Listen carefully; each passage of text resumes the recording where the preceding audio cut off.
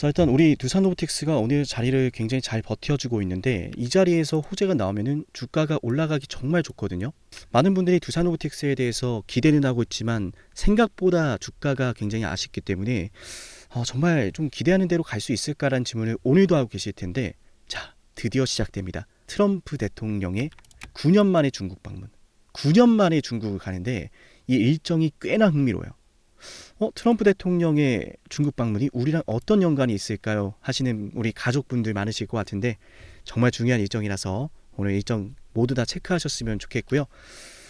오늘 영상도 우리 상남이 가족분들 유익하시길 바라면서 준비를 했고요. 많이 또 힘드신 분들도 계실 거고 저를 통해서 수익 많이 보신 분들도 계실 텐데 저는 언제나 여러분의 수익을 위해서 방송을 해 갑니다. 네, 제 분석이 매번 맞지 않더라도 100% 모든 게 다 맞지 않더라도 여러분의 수익을 안겨다 드리기 위해서 최선을 다하고 있고 앞으로도 그럴 거예요. 오늘 영상 다 같이 상담님 저도 믿고 따라가겠습니다 하신다면 좋아요 버튼 한 번씩 눌러주시면 앞으로도 더 열심히 정진하도록 할게요. 자, 일단은 어떤 소식인지 먼저 말씀드리는 게 좋겠죠. 기술적인 분석은 잠시 뒤에 또 이어가도록 하겠습니다. 자, 방중 일정부터 좀 체크를 하도록 할게요. 이미 지난밤 트럼프 대통령은 비행기에 올라섰고요. 네, 5월 13일 오늘이죠. 오늘 저녁에 베이징에 도착한다라고 합니다. 그리고 곧바로 다음 날 내일입니다. 오전에는 시진핑 주석과 정상회담을 가지고 국빈 만찬을 이어갈 예정인데요. 5월 15일에 티타임을 가지고 업무 오찬 이후에 바로 귀국할 일정이라고 합니다.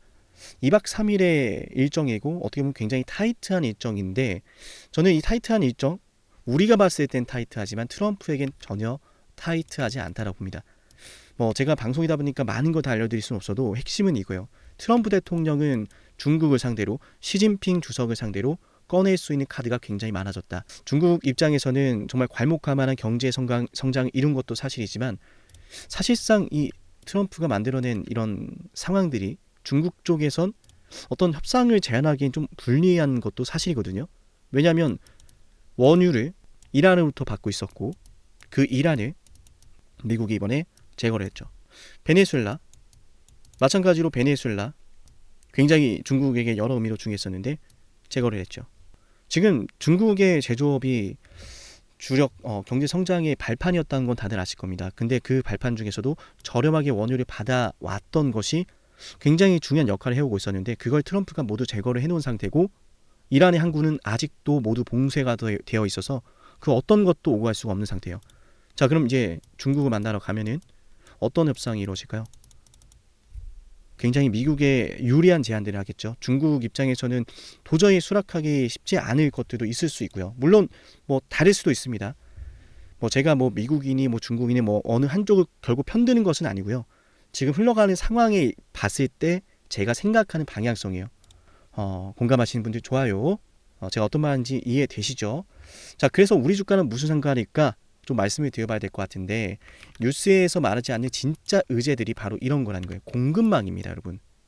저는 이 안보와 관련된 내용들 트럼프 대통령이 비행기를 타기 전까지만 하더라도 우리 그런 거에 대해서 굳이 이야기 크게 안 할 거다라고 좀 선을 그었다라고 좀 언론사 보도를 통해 전해지고 있는데 일부러 이 정상회담을 앞두고 민감한 사안을 좀 피했다라고 저는 봅니다. 결국은 이 안보와 에너지 공급망에 대해서 이야기할 가능성이 매우 높다라고 보고 중동 지역에서 벌어지고 있는 이란에 대한 이런 안보와 또 에너지 공급망 한마디로 우리 원유를 사서 써라. 우리가 만들어 놓은 질서 안에 동참해라. 동참하게 된다면은 깔끔하게 우리가 다 지원해주겠다. 경제 사절단 데려가잖아요.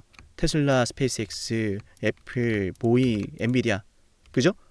대신 미국의 제안이 주도적으로 좀 반영될 가능성이 높겠죠. 자, 이 말씀 왜 드렸냐? 조금 이야기가 중요하다 보니까 앞부분에 설명이 좀 길었는데 이게 왜 두산로보틱스로 이어지냐면 어쨌든 미국은 본인들의 패권을 위해서 협상하러 가는 거예요. 근데 이 패권에서 있어서 지금 미국이 결코 놓지 않는 게 하나 있어요. 그건 바로 AI입니다. 하나는 아니죠, 사실. 여러 개가 있는데 그 중에서도 가장 중요하게 보는 것이 뭐냐라고 했을 때 결국 AI인 것인데 제가 감히 예언합니다. 미국은 결코 인공지능에 대한 기술 그리고 시장의 장악력을 포기하지 않을 겁니다. 나아가서 로봇도 마찬가지일 것이다. 제가 이미 한번 방송을 드린 바가 있죠. 로봇 법안 발의된 것에 따라서, 그죠?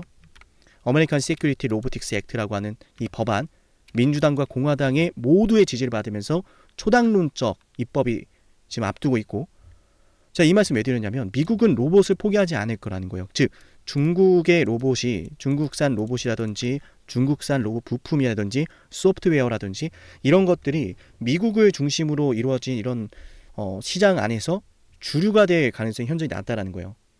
규제가 들어갈 거라는 겁니다. 그러면은 미국 안에서 미국 시장을 공략할 수 있는 기업들은 반대로 반사적인 수혜를 입을 수 있겠죠. 지금 두산로보틱스 같은 경우에는 합병 이후에 원해시아와의 합병 이후에 수주 잔고가 늘어나면서 이번에 굉장히 좋은 성장세를 보여주고 있고, 그래서 신규 수주에 따른 증설 들어가고 있죠. 수주가 늘어나니까 고객사가 늘어나니까 캐파를 늘리기 위해서 신규 생산 시설을 늘리고 있다. 펜실베니아에 지금 짓고 있고 5월달 6월 중으로 증설이 완료될 예정인데, 증설이 완료될 경우에는 400% 캐파 증설이 예상이 되고요. 무엇보다 제가 방금 전에 말씀드렸던 중국산 로봇이 미국에 진출하기 어려워지는 이유는 이 법안 자체가 어떤 법안이에요? 자, 적혀있죠. 법안의 핵심 내용은 미 연방정부는 중국 등 적대국이 만든 로봇, 특히 휴머노이드 그리고 무인 지상 장비입니다. 무인 지상 장비요. 웬만한 건 다 포함이 되는 거죠.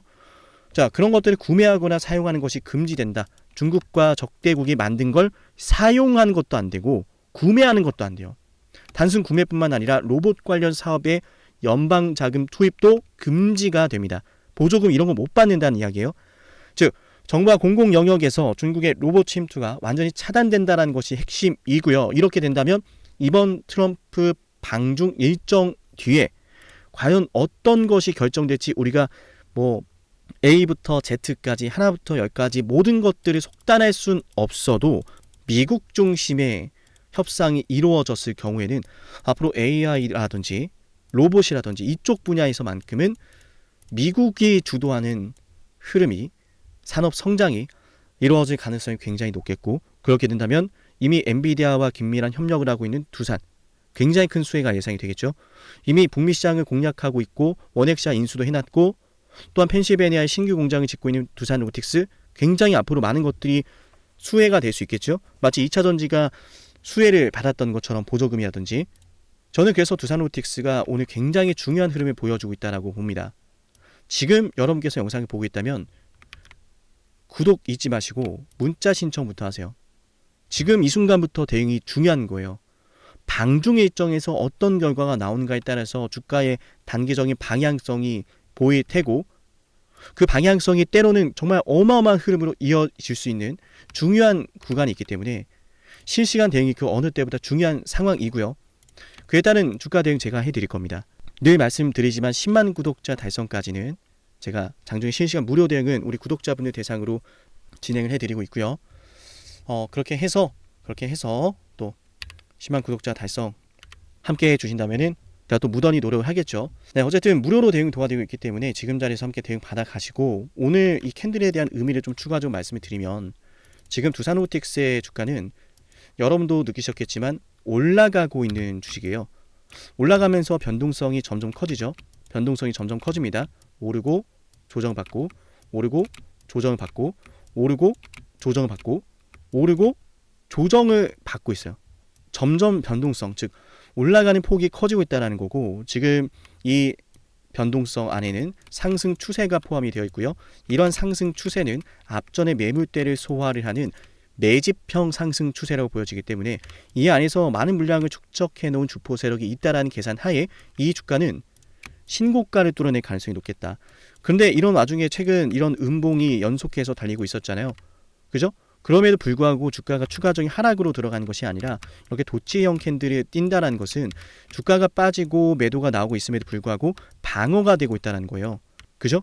이미 동일한 구간에서 여러 차례 방어가 형성되는 것을 우리가 눈여겨보고 있고, 하필이면 공교롭게도 트럼프의 방중 일정 소식으로 이런 변동성도 나타나고 방어가 되고 있으니 지금 이 흐름은 큰 상승을 위한 변동성이라는 계산이 더 이루어질 수 있는 가능성이 높겠죠. 자, 거기에 따른 주가 대응, 제가 방송에서 말씀드리지 않은 영역까지 우리 영상 구독하신 분들은 챙겨 드릴 거고요. 문자 신청해서 받아가시면 됩니다. 두산오브라고 남기시면 되고요. 오늘 영상을 지금까지 보신 분들은 제가 또 10만 구독자 달성 위해서 진행을 하는 선물도 챙겨드릴 건데요.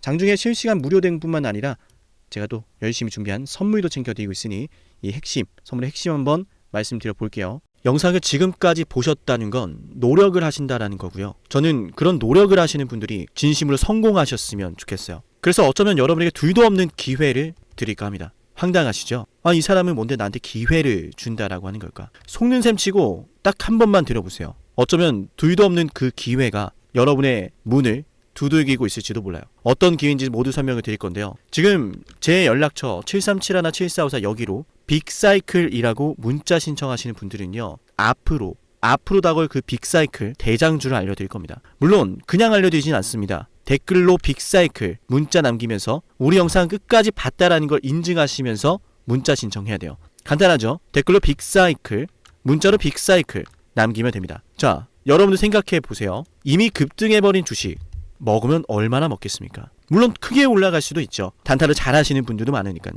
그런데 말이죠, 만약 그러한 엄청난 급등이 터지기 전부터 최저점에서 매수를 할 수 있었다면 어땠을까요? 맞아요. 어마어마한 수익을 거뒀겠죠. 제가 영상 초반에 이렇게 말씀을 드렸습니다. 지금 이 영상 여러분께 기회가 될 거다라고요. 과거에 이미 많은 기회들을 알려드렸습니다. 원전 대장주 두산 에너빌리티 24,200원의 매수 300% 폭등했고요. 하나오션 조선 대장주 역시도 방송해 드렸습니다. 12월 19일. 물론 이럴 때는 이게 진짜 기회인지는 모릅니다. 그냥 지나칩니다.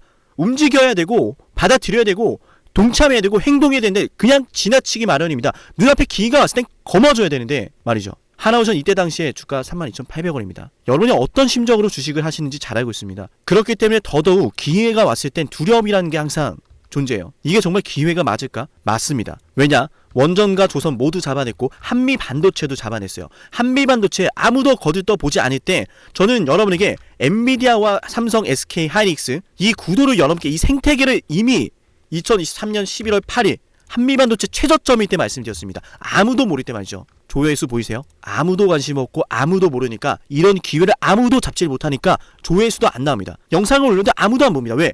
이게 기회가 맞을까? 이건 무슨 종목이야? 하거든요. 현대로템도 참 많은 욕을 먹었습니다. 2023년 12월 21일 현대로템의 주가가 2만원일 때 저는 알려드렸습니다. 기회란 사실 제대로 알려드렸고 그 기회에 승부를 걸어야 될 타이밍도 알려드렸습니다. 7371-7454 어쩌면 이 번호가 여러분께 가장 중요한 번호가 될지 모릅니다. 이미 급등할 주식을 쫓지 마세요. 정말로요. 앞으로 급등할 주식을 쫓으세요. 앞으로 급등할 주식은 어쩌면 여러분 가까이에 있을지 모릅니다. 정말로요. 펩트론도 조회수 보이시나요? 2024년 9월 25일 주가가 급락하던 10% 급락하던 날 저는 여러분에게 매수하자라고 했던 사람이에요.